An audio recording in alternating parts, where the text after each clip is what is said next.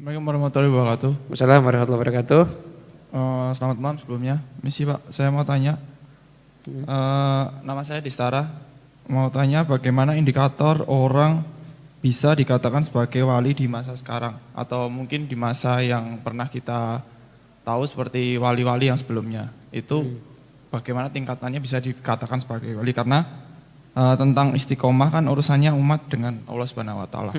Mungkin seperti itu. Terima kasih. Assalamualaikum warahmatullahi wabarakatuh. Apa indikator orang itu wali atau bukan?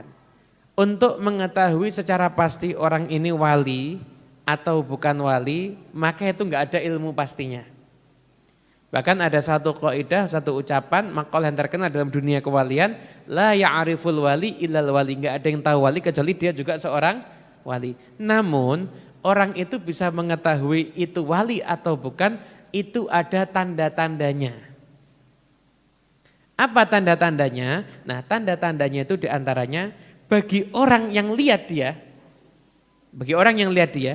siapa sih orang yang disebut wali itu? Sesuai dengan orang yang pernah disabdakan oleh Nabi Muhammad SAW, kita ini disuruh bergaul dengan orang yang bagaimana sifatnya?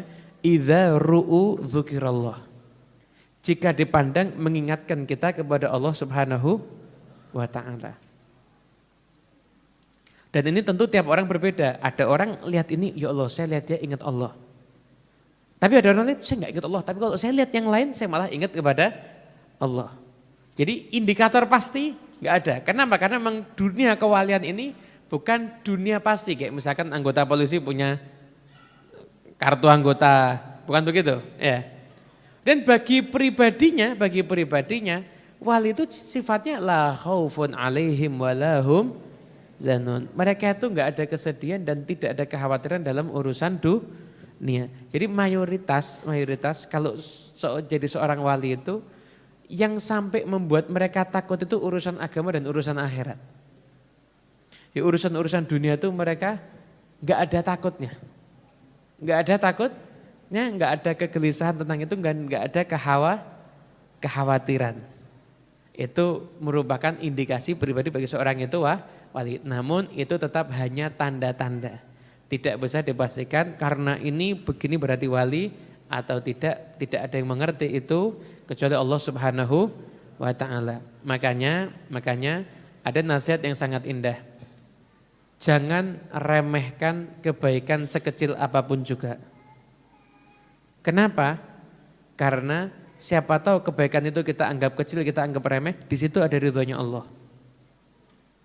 Jangan remehkan kemaksiatan sekecil apapun juga. Mungkin maksiat itu kita anggap kecil, kita anggap remeh, tapi di situ ada murkanya Allah. Dan jangan remehkan siapapun orang yang ada di sekitar kita. Mungkin dianggap kita tuh nganggap dia itu orang hina, orang biasa. Tapi dia itu adalah orang yang istimewa di sisi Allah Subhanahu wa ta'ala. Bahkan Nabi dalam hadisnya menyatakan, rubba ash'ath aghbar madfu'in bil abwab law aqsama 'alallahi la abarrahu. Ini wali nih. Nabi mengatakan apa? Hati-hati loh, berapa banyak ada orang mungkin penampilannya kumuh, rambutnya acak-acakan, berdebu. Kalau ke depan pintu rumahnya orang ditolak, orang salaman sama dia aja nggak mau. Tapi kalau dia sudah sumpah minta pakai nama Allah, Allah akan penuhi permintaannya.